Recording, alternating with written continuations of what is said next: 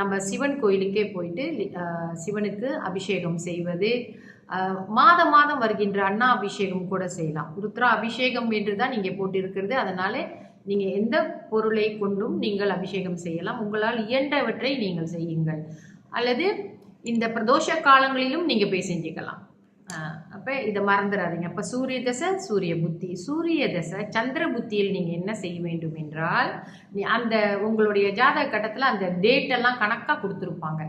அதை நீங்கள் கவனிக்கணும். அந்த ஜாதக ஆலய நிர்வாகத்திட்ட கேட்டு லட்சுமி மந்திரத்தினால அபிஷேகம் பண்ணுங்க. 108 மந்திரமா 1008 மந்திரமா என்ற பூஜை இது கூட நீங்கள் கேட்டு செஞ்சுக்கலாம். இதெல்லாம் ரொம்ப சுலபமான முறை. பணம் இல்லாதவங்க ஜபம் பண்ணிக்கோங்க. ஜபம் உங்கள் மனசுக்குள்ளே செய்கிறதெல்லாம் ரொம்ப சக்தி வாய்ந்த விஷயங்கள் இங்கே நம்ம இப்போ குறிப்பிட்டுட்டு வந்துட்டு இருக்கிறது. இதை ஒவ்வொரு தசா புத்திகள் நடக்கும் போதும் இந்த மாதிரி பிரித்து நம்ம கொடுத்துருக்கோம் இல்லையா, அதை நீங்கள் செஞ்சு கொண்டு வாங்க.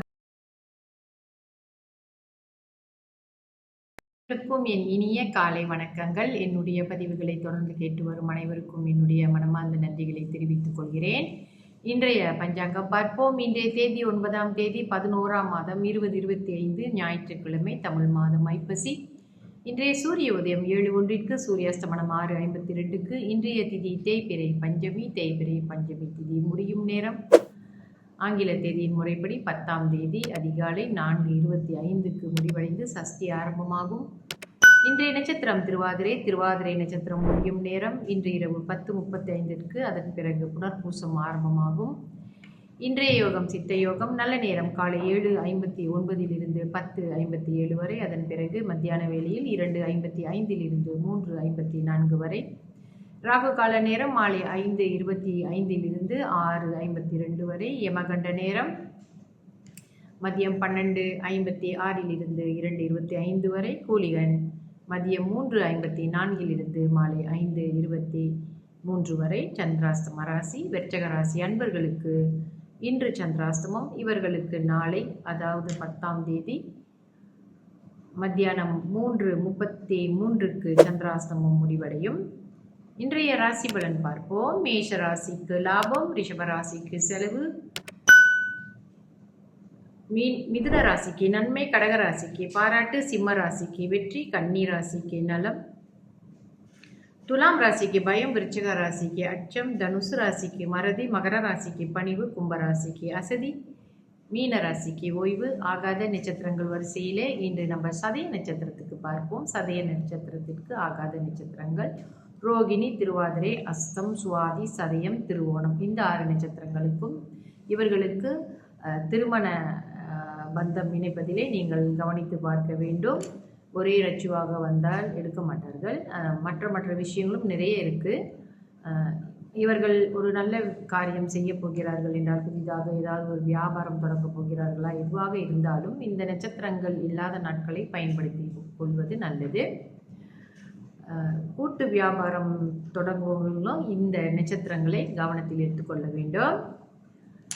நம்ம தொடர்ந்து கிரக தோஷங்கள் நிவர்த்தி பண்ணுறது, பரிகாரம், சாந்தி பரிகாரம், இதை பற்றி பார்த்துட்டு இருக்கோம் இல்லையா.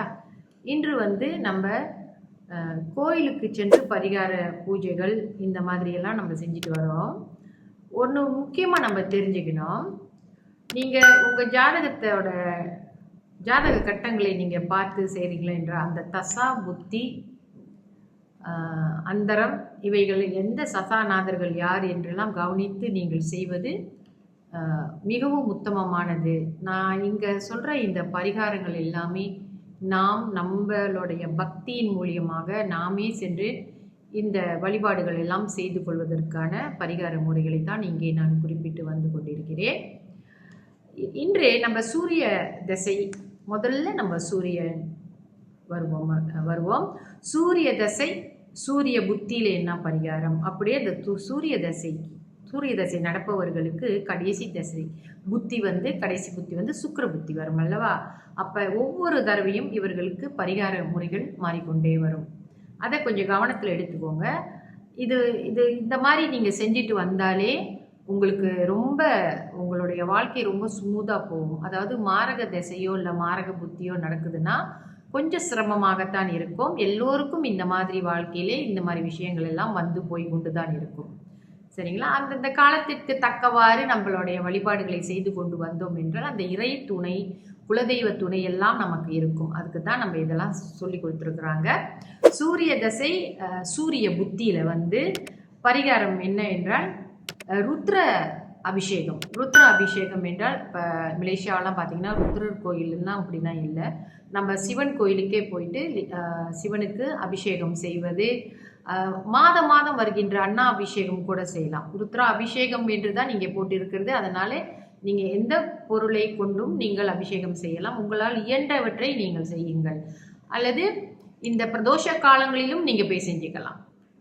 அப்போ இதை மறந்துடாதீங்க. அப்போ சூரிய தசை சூரிய புத்தி, சூரிய தசை சந்திர புத்தியில் நீங்கள் என்ன செய்ய வேண்டும் என்றால் அந்த உங்களுடைய ஜாதக கட்டத்தில் அந்த டேட்டெல்லாம் கணக்காக கொடுத்துருப்பாங்க. அதை நீங்கள் கவனிக்கணும். அந்த ஜாதகத்தை வந்து கணிச்சு உங்கள்கிட்ட கொடுத்துட்டாங்கன்னா ஜோதிடர்கள், நீங்கள் அப்படியே கொண்டு போய் ஒரு லாட்சிக்குள்ளே உள்ளுக்கு போட்டு வச்சிடக்கூடாது. ஒரு கபட்டில் போட்டு வச்சிடாதீங்க. அதை எடுத்து பார்க்கணும். இப்போ அடுத்த தசா புத்தி என்ன நம்ம தெரிஞ்சுக்கணும். அதுக்கு தானே நீங்கள் போய் பார்க்குறீங்க. அவங்க தான் உங்களுடைய 120 வயசு வரைக்கும் உள்ளதை கொடுத்துருவாங்க. நம்ம தான் நம்மளோட இந்த ஜாதகத்தில் கவனம் செலுத்தணும். சரி, திருப்பி தொடர்ந்து நான் சொல்கிறேன். சூரிய தசை சந்திர புத்தியில் துர்கா பூஜை நீங்கள் செஞ்சுக்கிட்டு வந்தால் போதும். செவ்வாய்க்கிழமைகளே ராகு கால நேரத்திலே துர்கா பூஜைகள் செஞ்சுக்கிட்டு வாங்க. செவ்வாய் புத்தியில் வந்து ஸ்ரீ சுப்பிரமணியருக்கு அர்ச்சனை இந்த மாதிரி நீங்கள் செஞ்சுட்டு வரலாம். ராகு புத்தியில் வந்து துர்கா ஜபம் செய்யணும். அதாவது ராகு புத்தியில், அதாவது சூரிய தசை ராகு புத்தியில் துர்கா பெயரை சொல்லி ஜபம் செய்து கொண்டு வர வேண்டும். அது நீங்கள் வீட்டிலேயே இருந்து அழகாக செய்யலாம். சரிங்களா? குரு புத்தியில் வந்து, அதாவது சூரிய தசை குரு புத்தியில் வந்து தட்சிணாமூர்த்தியை நீங்கள் வழிபட்டுட்டு வாங்க. அவர்களுடைய மந்திரங்களை நீங்கள் அந்த குரு பிரம்மா குரு விஷ்ணு அப்படின்னு வரும்னா அதை கூட நீங்கள் சொல்லிக்கிட்டே வரலாம். மிகவும் உங்களுக்கு நன்மையாக இருக்கும். சூரிய தசை சனி புத்தியில் வந்து ஈஸ்வர பூஜை. ஈஸ்வர பூஜை என்றால் சிவ பூஜை செய்து கொண்டு வர வேண்டும். புதன் புத்தியில் வந்து விஷ்ணு பூஜை செய்ய வேண்டும். அப்போ இது எவ்வளோ ஒரு நம்மளே செய்ய வேண்டிய விஷயங்களாக இருக்குது பார்த்தீங்களா? அப்போ வீட்டில் உங்களுக்கு வந்து இந்த பூஜைகள்லாம் செய்ய முடியலன்னாலும் கோயிலில் நடக்கிற விசேஷங்கள், விஷ்ணுவுக்கு நடக்கிற விசேஷங்களில் போய் கலந்துக்கோங்க. மற்றபடி சூரிய தசை கேது புத்திலாம் கொஞ்சம் சிரமமாக இருக்கும். அங்கே வந்து நீங்கள் சூரிய நமஸ்காரம் செய்தாலே போதும். சூரியனை உதித்த பிறகு தூக்கி கொண்டு இருக்கிறதுனால இன்னும் வந்து உங்களுக்கு அந்த சோம்பல் இதுதான் உங்களுக்கு கொடுக்கும். சூரிய தசை சுக்கிர புத்தியில் வந்து லட்சுமி மந்திர ஜபம். ஸோ சுக்கிர புத்தியில் லட்சுமி மந்திர ஜபம் நீங்கள் செய்து கொண்டு வந்தாலே போதும். அல்லது ஆலயங்களுக்கு சென்று நீங்கள் ஆலய நிர்வாகத்திட்ட கேட்டு லட்சுமி மந்திரத்தினால அபிஷேகம் பண்ணுங்க. 108 மந்திரமா 1008 மந்திரமா என்ற பூஜை இது கூட நீங்கள் கேட்டு செஞ்சுக்கலாம். இதெல்லாம் ரொம்ப சுலபமான முறை. பணம் இல்லாதவங்க ஜபம் பண்ணிக்கோங்க. ஜபம் வந்து உங்கள் மனசுக்குள்ளே செய்கிறதெல்லாம் ரொம்ப சக்தி வாய்ந்த விஷயங்கள் இங்கே நம்ம இப்போ குறிப்பிட்டுட்டு வந்துட்டு இருக்கிறது.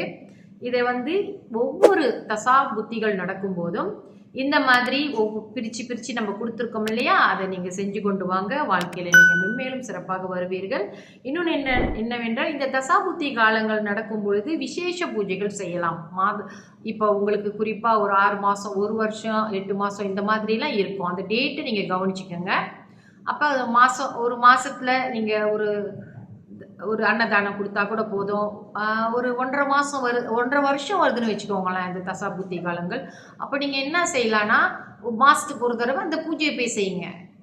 அவரவருடைய வசதிக்கு ஏற்றாற் போல மனமாற செஞ்சுக்கிட்டு வாங்க. உங்கள் ஆத்மபூர்வமான இந்த மாதிரி பரிகார விஷயங்கள் நீங்கள் செய்தாலே சாந்தி பரிகார பூஜை என்பது தான் இதை செஞ்சுக்கிட்டு வாங்க.